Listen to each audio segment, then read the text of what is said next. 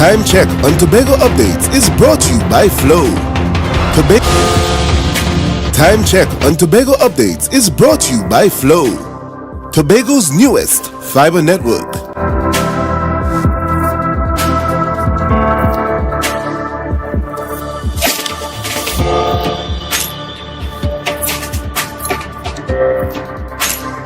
This Christmas, speed is on us.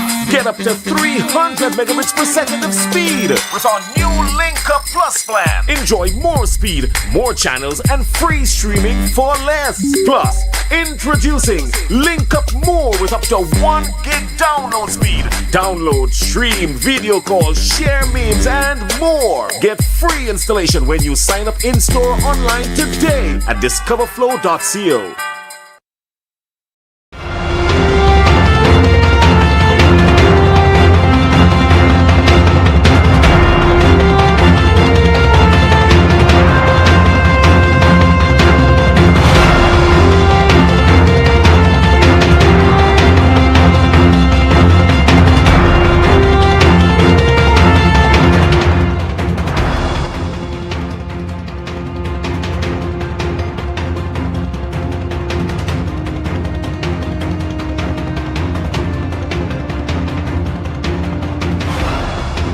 Yolanda Clark and Richie Habib granted bail after facing charges for tax fraud. Government moves ahead e-commerce agreements to boost ease of business. Guyana and Venezuela agree to peace despite border dispute, and in sport, FC Phoenix secures first points in TNT Premier Football League. Good evening, I'm Patricia Nicholson-Richards. This is your Tobago Updates television news for Friday, 15th December 2023. Topping the news this evening, 2 business owners are on bail for tax fraud against the Tobago House of Assembly. Yolanda Clark and Richie Habib were each placed on $800,000 bail for charging the THA value-added tax in the rental of a building that previously housed the Division of Health, Wellness and Social Protection, when their company, Habib International Limited, was not VAT registered. Now, Candice Jackson has all the details in this story. The Criminal Tax Investigation Unit, CTIU, of the Board of Inland Revenue in the Ministry of Finance conducted an investigation into allegations against Habib International Limited, Richie Habib, and Yolanda Clark for tax fraud. The offences including recovering value-added tax VAT while not registered, contrary to Section 23(2) of the VAT Act, Chapter 7506, and cheating the public revenue. The investigation revealed that Habib International Limited, which is not registered for VAT, invoiced the Tobago House of Assembly for rent using Springs Property Development Limited's VAT registration number, resulting in the recovery of over $2.3 million in VAT from September 2016 to December 2021. The defendants, including Richie Habib and Yolanda Clark, were accused of dishonestly representing VAT registration to the THA, leading to the charges. The case involves false invoicing, misuse of VAT registration, and failure to register and pay VAT, implicating both the company and its officers. The investigation conducted by Mr. Raul Suku, a criminal tax investigator, culminated in warrants executed on December 12, 2023. Both accused appeared before the High Court in Tobago and placed on $800,000 bail each. They are expected to reappear in court in May 2024. The building in question formerly housed the Division of Health, Wellness and Social Protection. Habib is a well-known businessman in Tobago, and Clark recently held the position of Sales and Marketing Manager at Tobago Channel 5. I am Candice Jackson for Tobago Updates Television News. Well, in a landmark move, Trinidad and Tobago recently solidified a groundbreaking agreement with UNCTAD, signaling a strategic leap in the realm of e-commerce. Travicia Phillips tells us more. Central government recently signed a transformative agreement with the United Nations Conference on Trade and Development. The focus of this groundbreaking agreement is the formulation of Trinidad and Tobago's national e-commerce strategy for the years 2024 to 2029. The Director of Strategy, Business Facilitation and Program Management in the Ministry of Trade and Industry, Candice Lakan Singh, highlighted the significance of the business model, enabling enterprises to expand into external markets. On December 5th, 2023, this just a few weeks ago, the government signed an agreement with UNCTAD, United Nations Conference on Trade and Development. And this agreement is to develop Trinidad and Tobago's national e-commerce strategy 2024 to 2029. This comprehensive plan unfolds in 2 phases, with an initial emphasis on e-trade readiness assessment. Speaking on the involvement of businesses, Lacansing outlined a collaborative approach. So we have a consultant that will be hired, a national local consultant that will be reaching out. And as you know, from the Ministry of Trade and Industry side, we have relationships with, let's just say in Tobago, the THA, Tobago Chamber of Commerce, and all of our business associations and other institutions and partners. Assurance was given that future e-commerce platforms will be user-friendly, ensuring accessibility for all business owners. And so now, when we meet with the businesses again and we continue to further this discussion, we're looking at how do we address those challenges and be able to now take you to a platform that you can use e-commerce and diversify your businesses to be online, to reach markets, to access new opportunities. Lacansing underscored the government's commitment to fostering economic resilience and growth through digital avenues. As Trinidad and Tobago steps into this new era of e-commerce, she said businesses can anticipate tailored support to navigate the evolving landscape and thrive in the online marketplace. Travicia Phillips, Tobago Updates Television News. The Tobago Mega Farming Committee hosted a cocoa consultation on Thursday with the objective of reviving the cocoa sector. Letitia Charles Panton, Secretary for the Division of Food Security, Natural Resources, the Environment and Sustainable Development, shared the vision for the cocoa industry. Porter Bodo, a committee member, and veterinarian officer Dr. Paul Crooks provided further details during the consultation. Cocoa is a crop that Trinidad and Tobago has cultivated for centuries, especially during the colonial era. However, due to natural disasters, diseases, and changes in the economy, the cocoa industry has significantly decreased. The cocoa consultation was held at the Bell Garden Multipurpose Center. The Secretary for the Division of Food Security, Letitia Charles Panton, noted that this was the first stakeholder consultation aimed at reviving the cocoa industry. She shared that the vision for the industry is: first, revitalize or rehabilitate those cocoa fields that we have in Tobago, both public and private estates, in order to bring back or resuscitate the industry. Charles Panton highlighted their capitalization on the history of these estates, particularly with the Le Great River Cocoa Estate experience. She also deemed the consultation a success. Porter Bordeaux, a member of the Tobago Mega Farming Committee, indicated that the consultation served as a fact-finding mission for the cocoa industry. Bordeaux noted that it was held by the Mega Farming Committee and hinted at more initiatives to come. For example, what are the major constraints to your production here? We found out that the major constraint is not so much disease and those things, but parrots. Parrots is the major constraint. And what kind of ways we're going to be dealing with them. Bordeaux shared that many farmers had several questions that were answered, and they are looking forward to meeting with the farmers. Veterinarian officer in the Division of Food Security, Paul Crooks, served as the moderator for the consultation. He explained that their objective was to gather feedback from stakeholders currently involved in the industry. As far as where the limitations lie in terms of expansion, how we can manage and mitigate some of the factors going forward, and overall to try to gather from them what their views are as far as what an ideal cocoa sector would look like. Brooks stated that the consultation covered topics such as ecotourism, cocoa pod processing, strategies for Tobago to meet the demands that currently exceed the supply, and methods to address pest-related challenges. Ariana Scipio, Tobago Updates Television News. We'll take a quick break and to come back with more. Stay tuned. Everybody only worrying. Never ever worry. Don't mind how things looking hard. I tell them never ever worry. If your nice can't get damaged bad. I tell them never ever worry. What I'm saying is true. So just consider Tatil is always right here for you. I tell them never ever worry. Don't mind if life make you sad.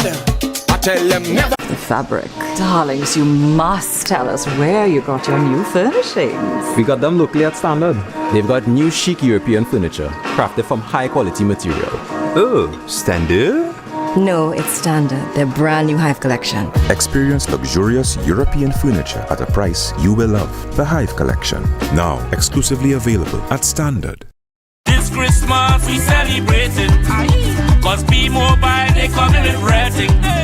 So brace yourself for plenty prizes, cause this season will be the nice. It's the most deals and the most vibes and the most cars and the most price. The most giveaways, the most para. Having a Christmas season with B-Mobile. I want a Christmas season with B-Mobile. Bring the sorrel with us to a Merry Christmas. Having a Christmas season with B-Mobile. Top up, buy a plan, sign up or pay your bills to enjoy the best Tobago Christmas. B-Mobile, life is on. At JK Tech, we bring technology to your doorstep. From cutting-edge laptops to reliable printers, we've got it all. Nationwide delivery and a new website for easy online ordering. JK Tech is your one-stop shop for your electronics and computer needs. Carrying top brands such as Acer, Samsung, HP, and much more. Follow us on Facebook and Instagram at JKTechTT or visit jktechtt.com. Quality tech is just a click away. JK Tech. Evaluate your shopping experience, your tech, your way. Call or WhatsApp 383-2651. Shop smart, shop JK Tech.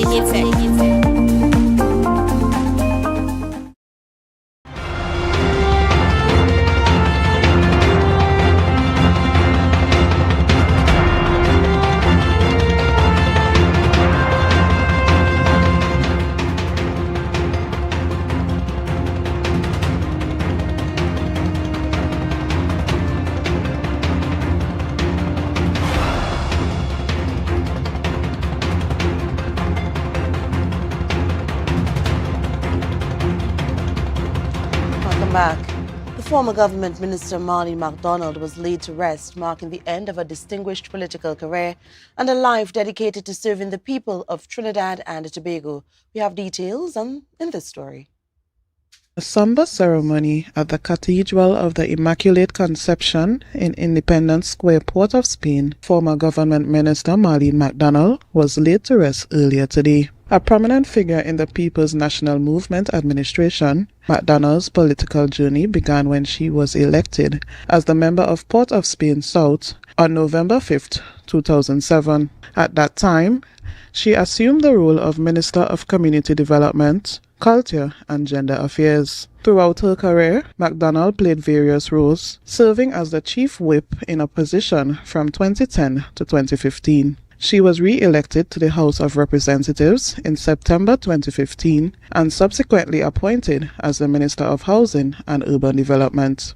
Her dedicated service continued as she took on the role of Minister of Public Utilities in July 2019, followed by her appointment as Minister in the Ministry of Public Administration and Communications in February 2018. Prime Minister Dr. Keith Rowley paid tribute to MacDonald, acknowledging her unwavering belief in the potential for light even in the darkest times. Marlene always thought that there was a sun above and there was light to be had, and darkness was never an impediment to her.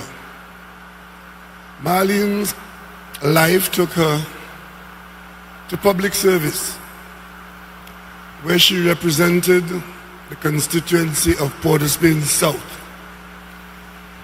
And that constituency, as history will now show, was represented by Dr. Williams, the flamboyant Ronnie Williams, the other Eric Williams, the distinguished lawyer Theodore Guerra, and Marlene MacDonald. Described by her big brother, Hartley Chevalier Jr., as fun, loving, and caring, MacDonald's presence was said to light up any room. A true servant of God, she treated everyone she encountered with dignity, and respect. She dedicated her life in service to the people of not just her constituency, but Trinidad and Tobago as a whole. I know that my sister would not and could not have lived her life in any other way. The ceremony featured special music in honor of MacDonald, encapsulating the impact she had on the lives of those she served. And so we face this final curtain. My friends, I'll say it clear.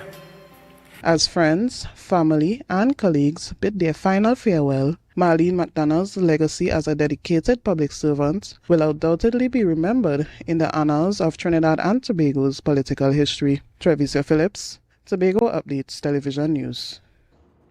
Well, Guyana and Venezuela have agreed to not use force against each other, while efforts are on the way to settle the border dispute over the Essequibo region.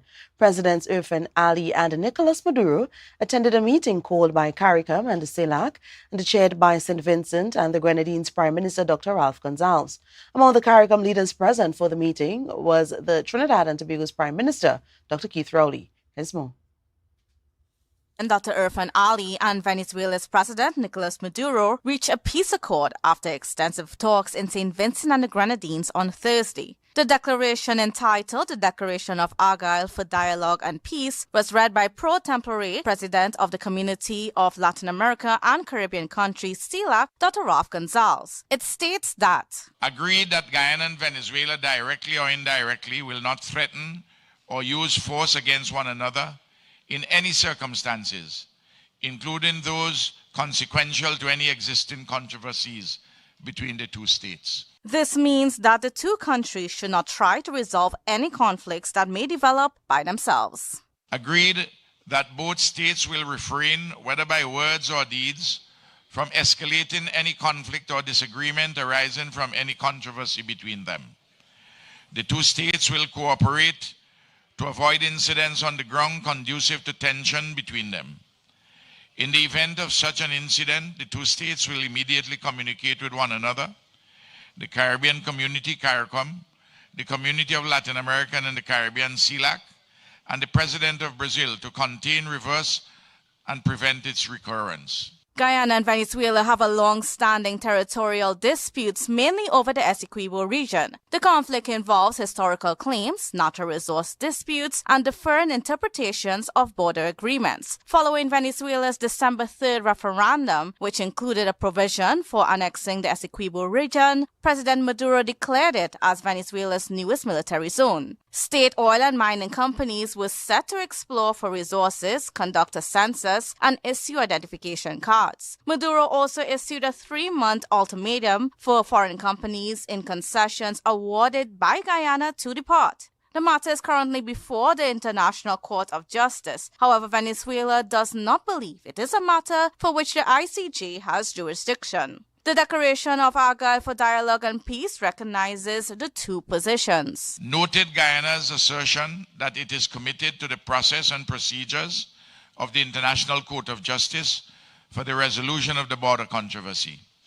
Noted Venezuela's assertion of its lack of consent and lack of recognition of the International Court of Justice and its jurisdiction in the border controversy. Presidents Ali and Maduro affirmed their commitment to good neighborliness and unity in Latin America and the Caribbean. They agreed to establish a joint commission comprising foreign ministers and technical personnel addressing agreed-upon matters, with updates submitted to both presidents within 3 months. Another meeting to discuss the progress of the agreed-upon terms will be held in Brazil in 3 months.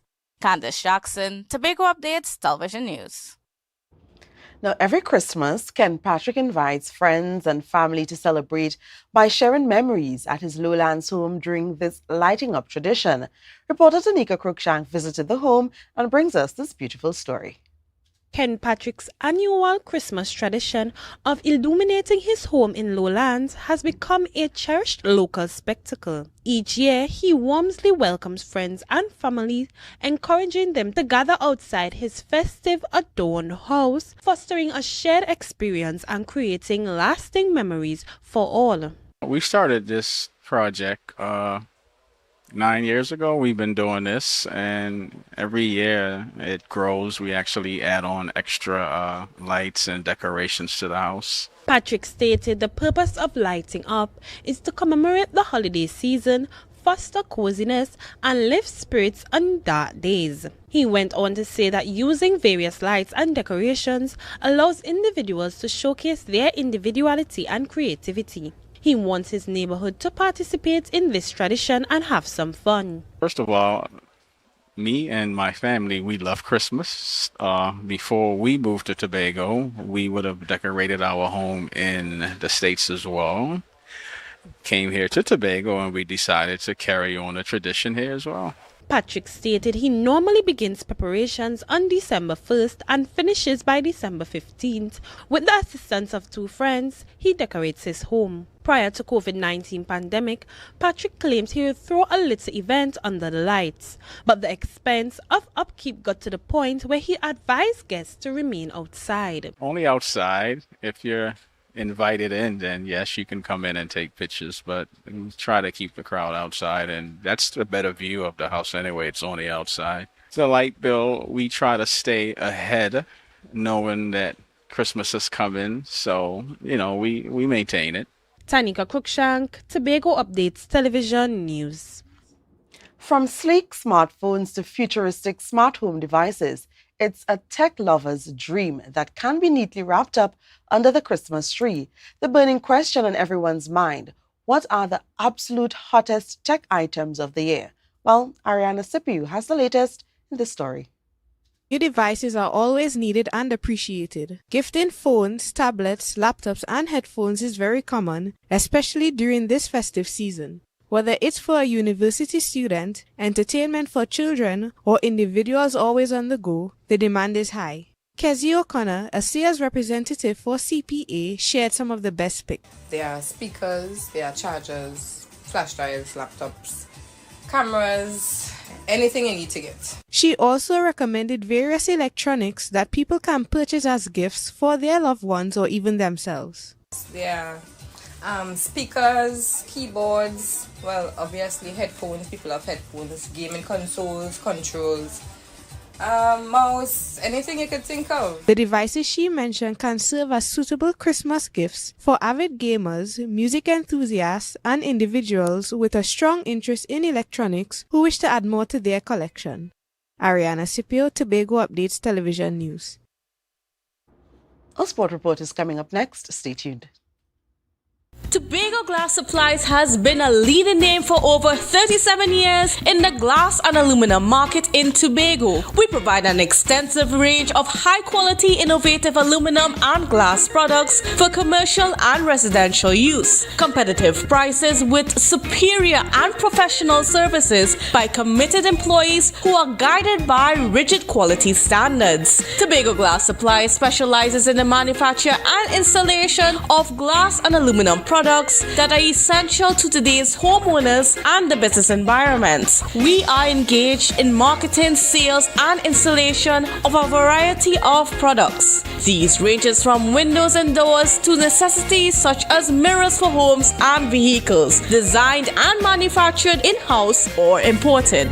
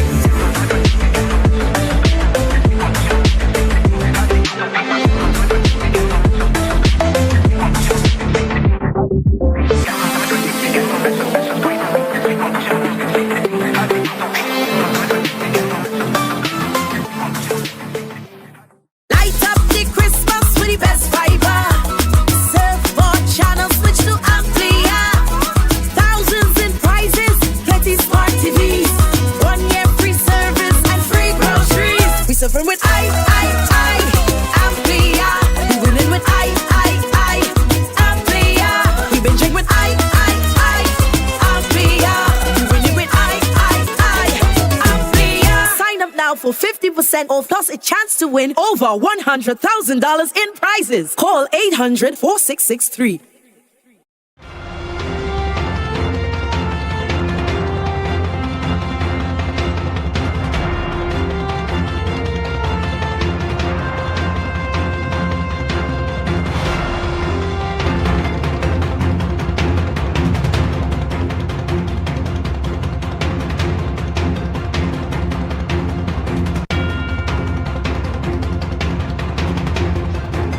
Welcome to a sport report. Now, it has not been an easy road for 1976 FC Phoenix in Tier 1 of the Trinidad and Tobago Football League. However, they have been able to experience a little more success in recent matches. And the sport reporter Marcus Daniel has the highlights. 4 games in and 1976 FC Phoenix finally got their first points in their debut season of the Trinidad and Tobago Premier Football League. FC Phoenix, Tobago's only Tier 1 team, welcomed the Terminix La Hockito Rangers to the Dwight York Stadium last evening. The men from Canaan Bonacourt Compoint, buoyed by a decent home crowd, romped to an eye-catching 4-0 win. Nigel D'Souza's men signaled their intention from as early as the 5th minute when Michael Jim Gordon tapped in from close range. 4 minutes later, Gordon was in on goal again, only for the linesman to intervene. Rangers' defence was caught napping again in the 10th minute, but Jay Richards dragged his effort wide. A defensive error in the 13th minute almost resulted in the visitors levelling the scores had it not been for this well-timed tackle in the area. Despite dominating ball possession and creating numerous chances, Phoenix had to settle for a 1-0 first-half lead. The second period of play would prove productive as 10 minutes in, the impressive Adriel Arthur somehow got this looping header to evade the Rangers custodian. With the 2-goal lead, Phoenix looked to capitalize to aid their -10 goal difference. Gordon turned the provider in the 70th minute, laying it on a platter for Chevron James. In stoppage time, George added to his goal with this assist to Jariel Arthur. Coach D'Souza was a happy man following the comprehensive win against last season's 4th place team and beaten knockout finalists. Marcus Daniel, Tobago Update Sports. We'll take a quick break and come back with more news. Stay close.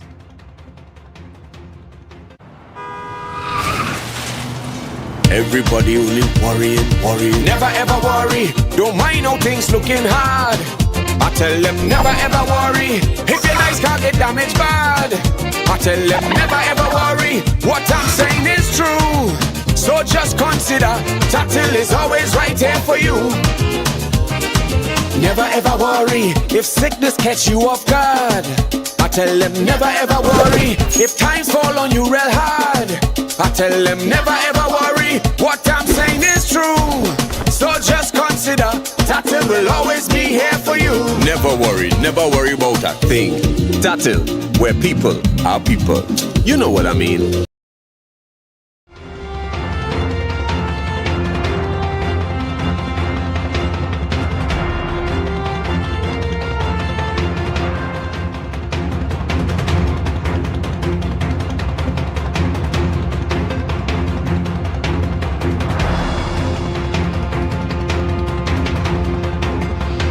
Welcome back. Assemblyman Megan Morrison hosted a bread drive in her electoral district of Mount St. George Goodwood. This initiative aimed to provide food for individuals during the Christmas season. Here's more. Spirit of the Yuletide season, area representative for the electoral district of Mount St. George Goodwood, Assemblyman Megan Morrison, organized a bread distribution drive at her district office in Hope. Morrison shared that there were 200 loaves of bread available. She explained that this initiative has been done before, especially in response to the challenges posed by the pandemic. People were struggling to make ends meet. So in some cases, we are not sure where the next meal will coming from. So bread, as the Bible have it, is food is life. Morrison highlighted that it's the Christmas season and people tend to cook less as the holiday approaches, especially when most staff focus on cleaning their houses for the season. So we say, it's probably a good time to introduce some bread back into the community. It's easier to make a sandwich or something like that. The children are home and are always hungry as well.